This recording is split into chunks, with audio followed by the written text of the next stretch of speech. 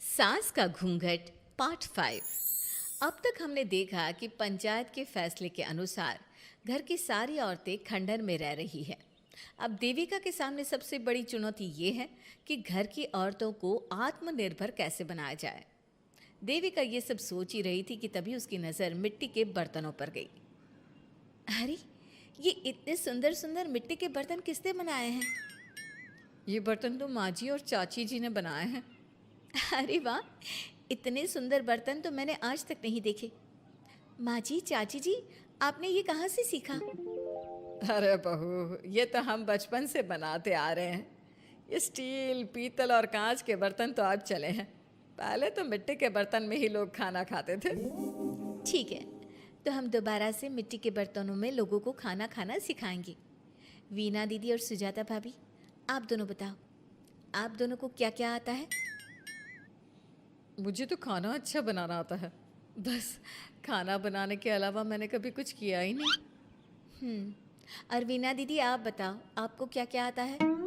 पता नहीं, मैंने बचपन से यही सुना है कि लड़कियों को ये नहीं करना चाहिए, लड़कियों को वो नहीं करना चाहिए, इसलिए मैंने कभी कुछ किया ही नहीं।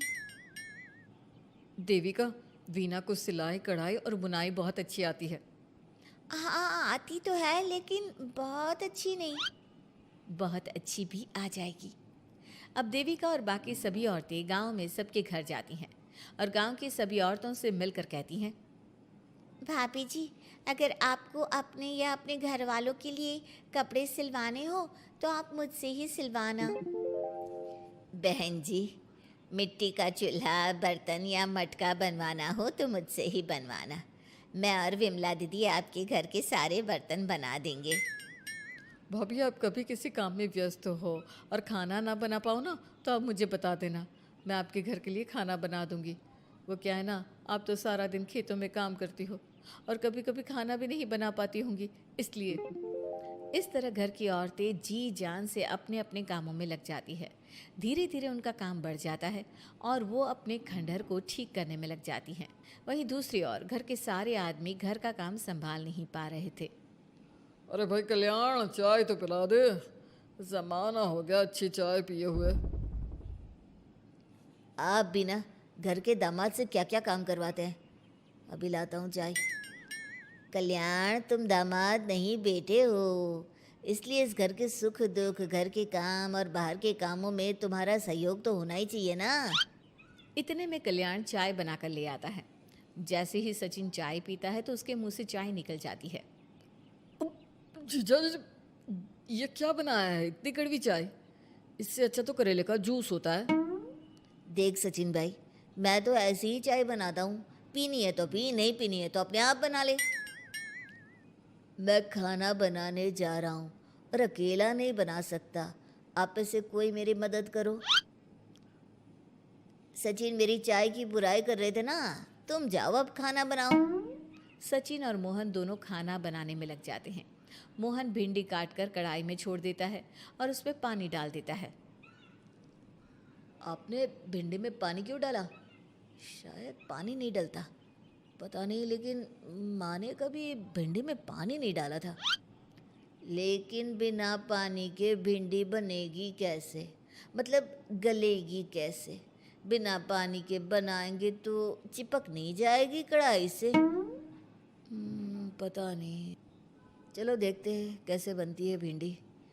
भैया, कितने दिन हो गए ना अच्छा खाना खाए हुए।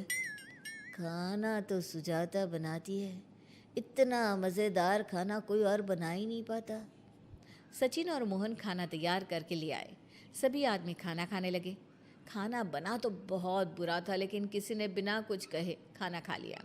तभी जोगिंदर ने कहा, घर की हालत कितनी बुरी हो रही है, जगह जगह जाले लगे हैं। 2 दिन से तो किसी ने झाड़ू भी नहीं लगाई घर की। हाँ, और घर में गंदे कपड़ों के ढेर लगे हैं। मेरे पास तो ये आखिरी कुर्ता ही बचा है पहनने के लिए। कल्याण, मोहन, तुम किसी नौकर को रख लो ना। हमने एक दो लोगों से बात की थी नौकर के लिए, लेकिन कोई घर में काम करने के लिए तैयार ही नहीं है। गांव के सभी लोग खेतों में ही मजदूरी कर रहे हैं। घर के सभी आदमी घर के काम में लगे रहते हैं, तो वो अपने खेतों पर भी ध्यान नहीं दे पाते और उन्हें हर महीने आर्थिक रूप से नुकसान उठाना पड़ता है। धीरे धीरे उनके घर की हालत खराब होने लगती है। एक दिन कल्याण सबसे कहता है, घर को तो औरत ही संभाल सकती है, हमारे बस का नहीं है घर संभालना। हमें किसी तरह से उस सब को वापस इस घर में लाना ही होगा। अरे कल्याण बेटा, पंचायत का फैसला था कि औरतें हमसे माफ़ी मांगे, लेकिन उन्होंने माफ़ी नहीं मांगी। अब हम उन्हें बुलाने गए तो उल्टा हमें ही अपनी अपनी पत्नियों से माफ़ी मांगनी पड़ेगी। हमें कोई ऐसा रास्ता निकालना होगा कि वो मजबूर हो जाए हमारे पास आने के लिए। बापू, उन सभी ने अपने अपने काम शुरू कर दिए हैं, क्यों ना हम सबके काम में नुकसान कर दे, इससे वो मजबूर हो जाएंगे हमारे पास आने के लिए। भैया, ये कैसी बात कर रहे हो? इससे वो मजबूर नहीं होंगी बल्कि और भी ज़्यादा गुस्सा हो जाएंगी। मैं तो बोल रहा हूँ शराफत से जाकर माफ़ी मांग लेते हैं। मुझे यकीन है कोई माफ़ करे ना करे, माँ तो ज़रूर हमें माफ़ कर देंगी। नहीं सचिन, अगर हमने माफ़ी मांगी तो ये सारी औरतें हमारे सर पर चढ़कर नाचेंगी। हमें इनके सामने छोटा नहीं होना है। मोहन, कल्याण, तुम दोनों आज से ही काम शुरू कर दो। बस फिर क्या था, घर के सभी आदमी लग गए काम पर। मोहन और कल्याण रात को खंडहर में पहुंचे और उन्होंने सारे मिट्टी के बर्तन तोड़ दिए। उसके बाद वीना ने जो कपड़े तैयार करके रखे थे वो सारे कपड़े उन्होंने फाड़ दिए। सुबह जब घर की औरतों ने ये सब देखा तो परेशान हो गई। अरे, ये सारे बर्तन किसने तोड़ दिए? माँ, किसी ने मेरे सिले हुए कपड़े ही फाड़ दिए। ये हरकत कौन कर सकता है? और कौन करेगा भाभी, ये सब उन आदमियों की हरकत है। जब किसी तरह से हमें झुका नहीं पाए तो हमारे काम बिगाड़कर हमें परेशान कर रहे हैं। सभी औरतें दुगनी तेजी से काम में लग गई।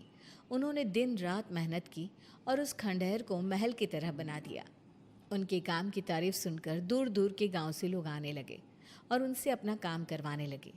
एक दिन सभी औरतें बैठकर खाना खा रही थी, तभी विमला ने देविका से कहा, देविका, हम कभी सोच भी नहीं सकते थे कि हम अपनी मेहनत से अपने लिए इतना बड़ा और इतना अच्छा घर बना लेंगे। देविका बहू, आज हमें इस बात का एहसास हो रहा है कि हम तो सिर्फ सांस ले रहे थे, जीना तो हमें तुमने सिखाया है।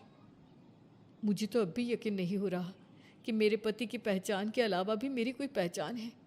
गांव के सब लोग मुझे सिर्फ मोहन की पत्नी के रूप में जानते थे, लेकिन अब सारा गांव मुझे जानता है। देविका, मैं कुछ ही दिन में इस गांव में एक अच्छा सा होटल खोल लूँगी और मैं एक बुटीक खोलूँगी। मैं यहाँ गांव की लड़कियों के लिए एक स्कूल खोलना चाहती हूँ, यही मेरा सपना है। सभी औरतें खाना खाकर सो जाती है। रात बहुत ज़्यादा हो गई है, लेकिन देविका को नींद नहीं आ रही थी। तभी उसे किसी के कदमों की आवाज़ सुनाई दी। पहले तो देविका थोड़ी डर गई, लेकिन उसने हिम्मत करके उठकर देखा तो उसके सामने सचिन खड़ा था। सचिन, तुम यहाँ क्या कर रहे हो? कहीं तुम मेरा कोई नुकसान तो करने नहीं आए? मेरे पास तो किताबों के अलावा कुछ नहीं है, फाड़ना चाहो तो फाड़ सकते हो। देविका, मैं तुम्हारा कोई नुकसान करने नहीं आया हूँ, बस तुमसे माफ़ी मांगने आया हूँ। क्या? रात के अंधेरे में चोरों की तरह तुम मुझसे माफ़ी मांगने आए हो? प्लीज़ देविका, माँ और चाची को समझाओ कि वो बापू और चाचा जी से माफ़ी मांग ले और तुम सबको लेकर घर आ जाए। सचिन, तुम भी तो अपने बापू और चाचा को अपने साथ ला सकते थे ना, और माँ और चाची से माफ़ी मंगवा सकते थे ना। प्लीज़ देविका, मुझे माफ़ कर दो और घर चलो। कैसे माफ़ कर दूँ सचिन? तुमने मुझे मरने के लिए छोड़ दिया। अगर माँ और चाची हिम्मत करके मुझे अस्पताल ना ले जाती तो आज मैं और मेरा बच्चा जिंदा ना होते। ना तुम मुझे अस्पताल में देखने आए और ना ही अस्पताल से आने के बाद मेरा हाल चाल पूछा। मुझे तो छोड़ो, तुमने अपने बच्चे का चेहरा तक नहीं देखा और तुम मुझसे उम्मीद कर रहे हो कि मैं तुम्हें माफ़ कर दूँ? कभी नहीं सचिन। देखो देविका, हम सबको बहुत नुकसान हो रहा है। घर के काम की वजह से हम बाहर के काम पर ध्यान नहीं दे पा रहे। घर और जिंदगी दोनों अस्त व्यस्त है। वो इसलिए कि तुम सब आदमी संगठित नहीं हो, अपना दिमाग और ऊर्जा हमें परेशान करने में लगा रहे हो। और हम औरतें संगठित हैं, हम अपना दिमाग और ऊर्जा अपनी प्रगति में लगा रहे हैं। इसलिए हमने खंडहर को भी महल की तरह कर दिया और तुम्हारी हवेली खंडहर की तरह लगती है। सचिन देविका से बार बार माफ़ी मांग रहा है। क्या सचिन को अपनी गलती का सच में पछतावा है, या फिर ये घर के आदमियों की कोई नई चाल है? ये जानने के लिए आपको हमारे आने वाले एपिसोड का इंतज़ार करना होगा। और हाँ, कमेंट करके हमें ये भी ज़रूर बताइए कि क्या देविका को सचिन को माफ़ कर देना चाहिए? क्या उसे सब कुछ भूलकर सचिन के साथ अपना घर बसाना चाहिए, या फिर सचिन को भूल जाना चाहिए?